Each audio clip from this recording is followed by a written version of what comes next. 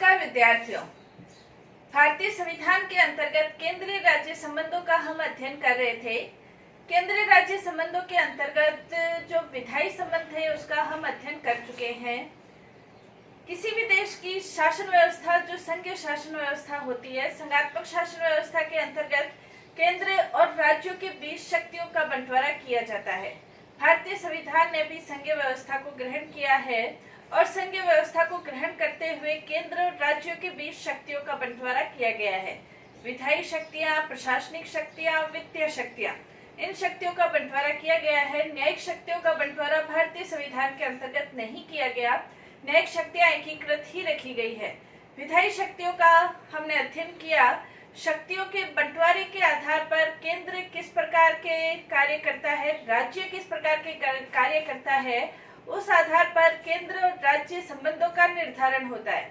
क्या ऐसी शक्तियां हैं जो केंद्र के पास है, क्या ऐसी शक्तियां हैं जो राज्यों के पास है। केंद्र और राज्य जिन शक्तियों का प्रयोग करते हैं, उन शक्तियों के आधार पर जो संबंध निर्धारित होते हैं, उन्हीं का जो अध्ययन किया जाता है वो केंद्र और राज्यों के बीच संबंधों के आधार पर अध्ययन किया जाता है। यानी कि विधायी क्षेत्र में केंद्र के पास क्या शक्तियां हैं और वो राज्यों के ऊपर किस प्रकार से अपना नियंत्रण कर सकता है या राज्यों के ऊपर किस प्रकार से उच्च स्थिति उसने प्राप्त की है। तो ये विधायी क्षेत्र के अंतर्गत हमने कल अध्ययन किया था।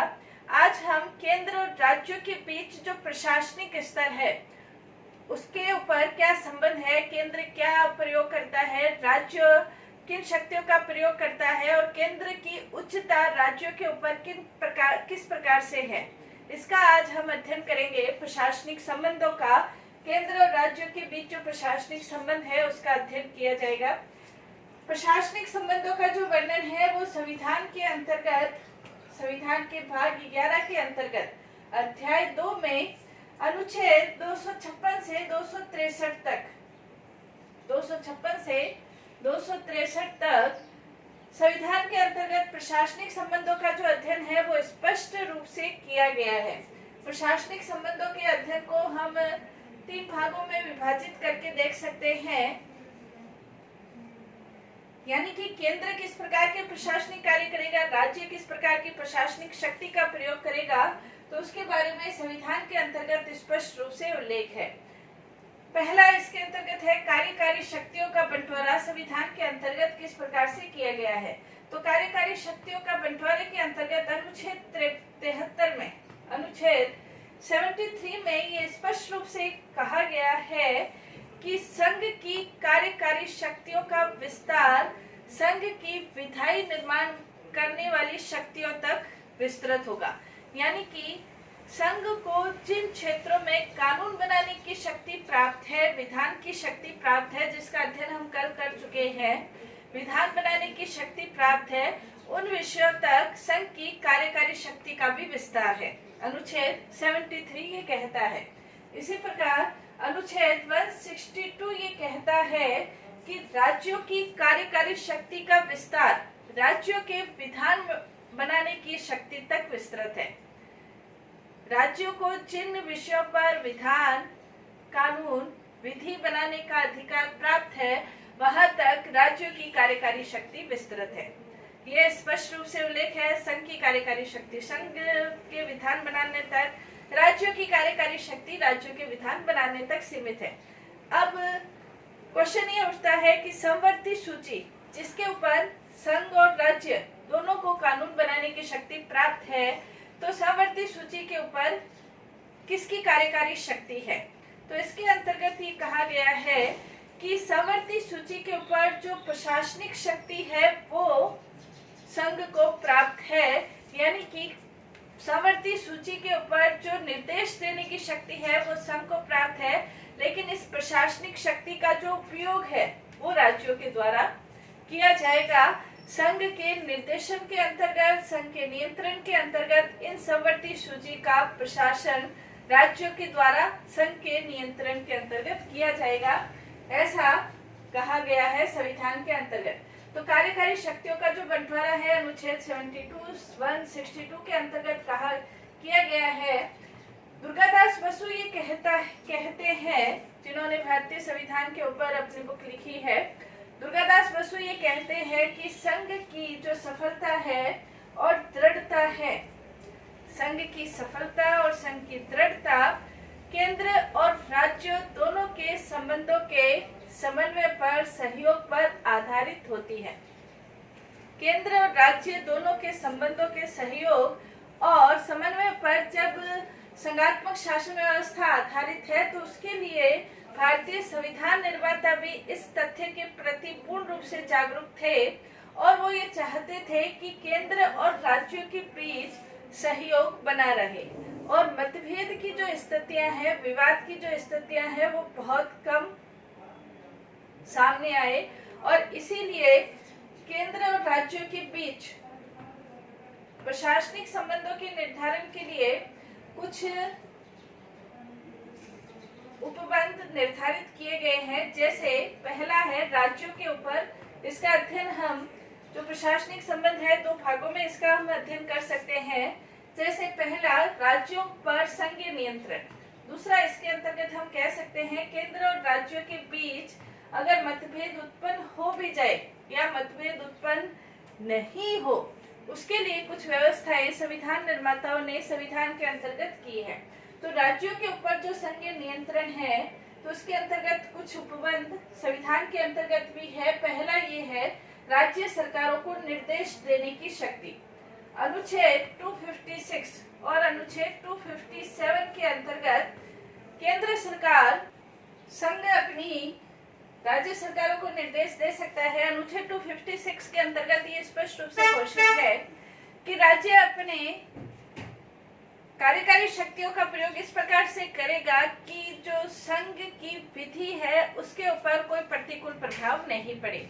इसी प्रकार 257 के अंतर्गत स्पष्ट रूप से उल्लेख है कि राज्य अपनी कार्यकारी शक्ति का प्रयोग इस प्रकार से करेगा कि संघ की कार्यकारी शक्तियों के ऊपर किसी भी प्रकार का कोई प्रतिकूल प्रभाव नहीं पड़े, कोई बाधा उत्पन्न नहीं हो। और इसके संबंध में संघ सरकार राज्य सरकारों को संघ की संपत्ति से संबंधित, संघ के रेलवे से संबंधित, संघ के और जो संपत्तियां हैं उसका अधिरक्षण करने से संबंधित, उसके रख रखाव से संबंधित, निरीक्षण से संबंधित राज्य सरकारों को निर्देश दे सकती है। संघ राज्य सरकारों को इस प्रकार भी निर्देश दे सकती है कि अनुसूचित जाति, जनजाति, कबीलों के कल्याण के लिए किसी प्रकार की योजना बनाए। इसी प्रकार अल्पसंख्यकों को उनकी मातृभाषा में शिक्षा के संबंध में भी संघ सरकार के द्वारा राज्य सरकारों को निर्देश दे सकती है। इसके अंतर्गत एक विशेष बात और ध्यान में रखने की ये है कि संघ सरकार के जो निर्देश है वो निर्देश बाध्यकारी है, यानी कि राज्य सरकारों को इन निर्देशों का पालन करना ही होगा और यदि राज्य सरकारें इन निर्देशों का पालन नहीं करती है तो अनुच्छेद 365 के अंतर्गत अनुच्छेद 356 संवैधानिक संकट से घोषित है। अनुच्छेद 365, 365 अगर राज्य सरकारें संघ सरकार के निर्देशों का पालन नहीं करती है तो राष्ट्रपति उस राज्य का शासन अपने हाथ में ले सकता है। तो 365 और 356 दोनों समान स्तर के अनुच्छेद हम कह सकते हैं। तो बाध्यकारी शक्ति है, संघ राज्य सरकारों को संघ सरकार के निर्देशों का पालन करना ही होगा। इसी प्रकार संघ सरकार के द्वारा राज्य सरकारों को कोई संघीय कृत्य सौंपे जा सकते हैं। अनुच्छेद 258 के अंतर्गत संघ सरकार राज्य सरकारों को कुछ कृत्य सौंप सकती है और इस कृत्यों को, कार्यों को करने में यदि किसी प्रकार का खर्चा होता है, वित्तीय जो भी खर्च होते हैं उसका वहन संघ सरकार के द्वारा किया जाएगा। संघ सरकार, राज्य सरकारें भी संघ सरकार को कुछ कृत्य सौंप सकती है, लेकिन दोनों में फर्क ये है कि संघ सरकार राष्ट्रपति के माध्यम से राज्यपाल के द्वारा राज्य सरकारों को कृत्य सौंपती है और राज्य सरकारों की सहमति हो या असहमति हो राज्य सरकारों को वो कार्य करने पड़ते हैं। लेकिन राज्य सरकारों को जो कृत्य सौंपती है उनको संघ सरकार की सहमति की आवश्यकता होती है। तो ये दोनों में फर्क है। संघ सरकार के द्वारा राज्य सरकारों को अनुच्छेद 258 के अंतर्गत कृत्य सौंपे जा सकते हैं। नेक्स्ट नेक्स्ट इसके अंतर्गत प्रशासनिक जो संबंध है उसमें अखिल भारतीय सेवाओं का भी एक विशेष इसमें रोल है। अखिल भारतीय सेवाएं, राज्यों के अंतर्गत भी अपनी सेवाएं होती है और संघ की भी अपनी सेवाएं होती है। संघ लोक सेवा आयोग, राज्य लोक सेवा आयोग। प्रशासनिक अधिकारी संघ में भी होते हैं, प्रशासनिक अधिकारी राज्यों के अंतर्गत भी होते हैं।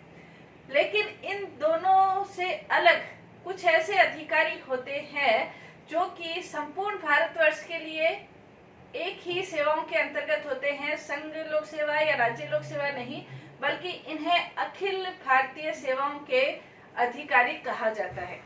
ये अखिल भारतीय सेवाएं महत्वपूर्ण रूप से 3 प्रकार की होती है, IAS, IPS और IAFS, यानी कि एडमिनिस्ट्रेटिव सर्विस, पुलिस सर्विस और फॉरेस्ट सर्विस। ये 3 प्रकार की अखिल भारतीय सेवाएं हैं। इन सेवाओं के अधिकारी संपूर्ण भारत के लिए केंद्रीय सरकार के द्वारा ही नियुक्त होते हैं और केंद्रीय सरकार का अखिल भारतीय सेवाओं के प्रशासनिक अधिकारियों के माध्यम से राज्यों के ऊपर एक महत्वपूर्ण नियंत्रण की स्थिति रहती है। हालांकि ये अधिकारी राज्यों में रहते हैं,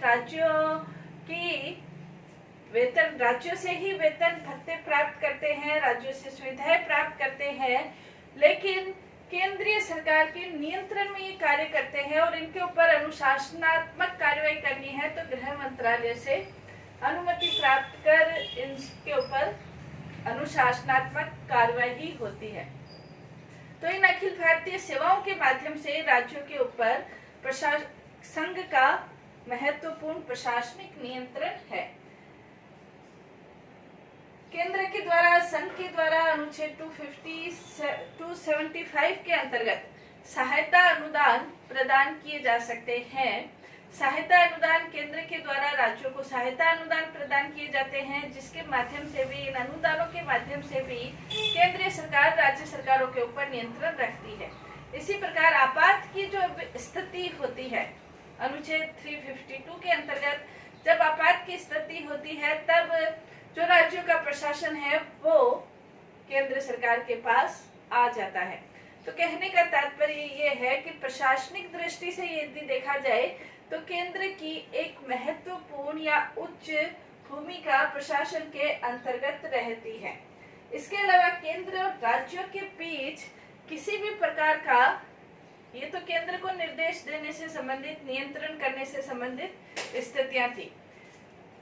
संविधान निर्माता ये चाहते थे कि केंद्र और राज्यों के बीच किसी भी प्रकार की विवाद की स्थिति उत्पन्न नहीं हो, और विवाद की स्थिति उत्पन्न ही नहीं हो, मतभेद यदि उत्पन्न हो जाए तो उसका निवारण किया जाए, और मतभेद की स्थितियां उत्पन्न ही नहीं हो उसके लिए भी संविधान निर्माताओं ने प्रयास किए हैं, जिसके अंतर्गत हम कह सकते हैं कि पहला, संघीय क्रियाएं और अभिलेख और न्यायिक कार्यवाही, संघीय क्रियाएं, अभिलेख, न्यायिक कार्यवाही, इन सब को राज्यों के अंतर्गत अनुच्छेद 261 के अंतर्गत राज्यों के अंतर्गत मान्यता प्रदान की गई है।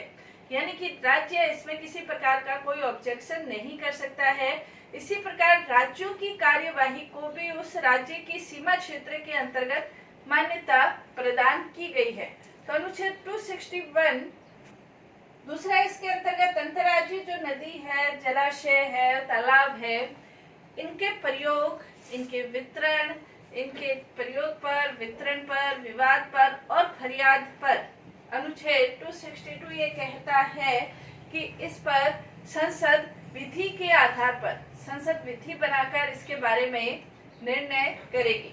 इसी प्रकार अंतर्राज्यीय परिषद 263 के अंतर्गत 2 या 2 से अधिक राज्यों के बीच यदि किसी भी प्रकार के विवाद की स्थिति उत्पन्न होती है तो उस विवाद की स्थिति उत्पन्न होने में अंतर्राज्यीय जो परिषद है उसकी स्थापना की व्यवस्था भी संविधान के द्वारा 263 के अंतर्गत अंतर्राज्यीय परिषद के माध्यम से संघ सरकार के द्वारा की जाती है, ताकि 2 या 2 से अधिक राज्यों के बीच किसी भी प्रकार का विवाद है तो उस विवादों का निपटारा किया जाए। इसी प्रकार भारत के अंतर्गत क्षेत्रीय परिषदों की भी स्थापना की व्यवस्था है। संविधान के अंतर्गत 5 प्रकार की क्षेत्रीय परिषदों की स्थापना की व्यवस्था है। पूर्वी क्षेत्रीय परिषद, पश्चिमी क्षेत्रीय परिषद, उत्तरी क्षेत्रीय परिषद, दक्षिणी क्षेत्रीय परिषद और मध्यवर्ती क्षेत्रीय परिषद। इन क्षेत्रीय परिषदों के माध्यम से इसका जो अधिकारी होता है वो गृह मंत्री या केंद्रीय मंत्रिमंडल का कोई सदस्य होता है। इन क्षेत्रीय परिषदों के माध्यम से जब राज्यों का पुनर्गठन हुआ था 1956 के अंतर्गत, तब ये क्षेत्रीय परिषदों का अस्तित्व हुआ था और उसके माध्यम से, इन क्षेत्रीय परिषदों के माध्यम से राज्यों के आपसी जो विवाद है उनका निपटारा करने की कोशिश की जाती है।